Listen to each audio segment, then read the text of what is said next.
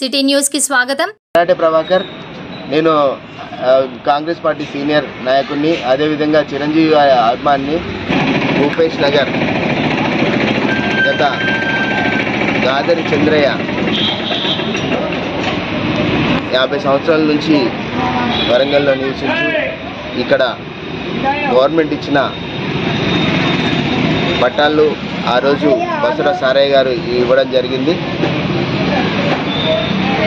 ఎంతో నిరుపేద కుటుంబంలో రోజు రిక్షా కొంటూ జీవనం గడుపుతున్న తరుణంలో ఈరోజు గాదరి చంద్రయ్య మరణించడం మా భూపేష్ నగర్ వాసులందరికీ చాలా దుఃఖ సముద్రంలో మునగడం జరిగింది. ఎందుకంటే ఘోరమైన దీన స్థితిలో రోడ్డు మీద చనిపోతే తీసుకొచ్చి ఈ బండి కనీసం తీసుకెళ్ళడానికి డబ్బులు లేవు, ఇంట్లో ఉండడానికి కనీసం ఇల్లు లేదు, అది కూలిపోయి దగ్గర 8 సంవత్సరాలు అవుతుంది. ప్రభుత్వము, గత ప్రభుత్వం కానీ ఎవరు కానీ ఒక్కసారి కూడా ఈ భూపేష్ నగర్ ఏరియాకి వచ్చి కనీసము ఏ పేదలకు కానీ ఎవరికి కానీ వాళ్ళను చూడలేక ఇలాంటి ఇంత ఘోరమైన దీనస్థితి పరిస్థితి ఉన్నది. నాయకులు వస్తున్నారు పోతున్నారు తప్ప ఎవరికి ఒరిగేది ఏం లేదు.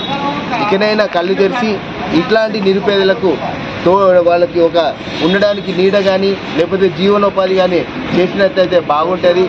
ఘోరమైన పరిస్థితి చూడండి. ఇప్పుడు కనీసం రోడ్డు మీద చనిపోతే ఎవరితో బండి ఆడుకొని బండి మీద వేసుకున్నాడు, కనీసం తీసుకుపోయి ఇంటి ముందట కనీసం వేసుకోవడానికి ఇల్లు ప్లేస్ కూడా లేదు. చెట్లు మొలిచి ఇప్పుడు ఇంత పెద్ద చెట్లు మొలిచిన ఇళ్ళల్లో ఒకసారి నాయకులారా ఆలోచించండి.